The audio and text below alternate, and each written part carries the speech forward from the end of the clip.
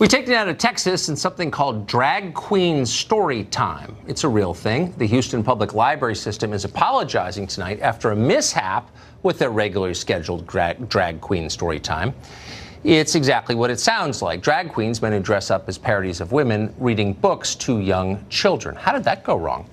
Well, one of the drag queens employed by the Houston Library Systems turned out to be a sex offender. Not an alleged sex offender, a registered one. A man who sexually assaulted an 8-year-old boy. The library didn't know that because they hadn't even bothered to do a background check before putting him around children. Why bother? It's not like the point of this was to help children in the first place. The program will continue, of course, in Houston and many other places. But the much bigger question is, why are we putting up with drag queen story times in public libraries in the first place? Let's say a library sponsored an AR-15 cleaning class with the backing of the NRA. How would that go over? There'd be big protests. It would be canceled. What would happen if a library hosted, I don't know, Mormon missionaries who came in once a week to proselytize to children? Or how about a class in speaking in tongues by the evangelical community? What would happen if they tried that? The New Yorker would write a blistering editorial. It would be shut down. Because public libraries aren't the place to push politics or religion.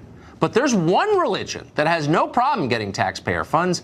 It's the secular religion of the left, and it's going strong. Last week, we told you about Morris Dees, the morally flexible founder of the Southern Poverty Law Center. He's been fired from his own organization for misconduct. Now, most of the press probably forgot that ever happened, just like they've repeatedly forgotten about the SPLC's behavior for the past 40 years. The scams, the $500 million endowment. We're not forgetting, though. The SPLC occupies a central place in American life. They're the place that classifies you as a hate group and gets you deleted from public life or causes some wacko to show up with a gun. It actually happened to one of the groups that they slandered that way. What is going on with Morris Dees? Well, the SPLC, as of tonight, still isn't explaining why he was fired. Dees himself says he doesn't know why he was fired.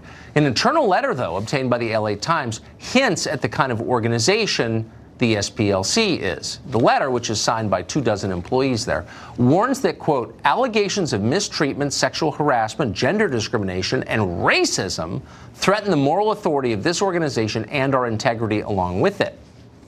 Yale law professor Stephen Bright says these claims are no surprise.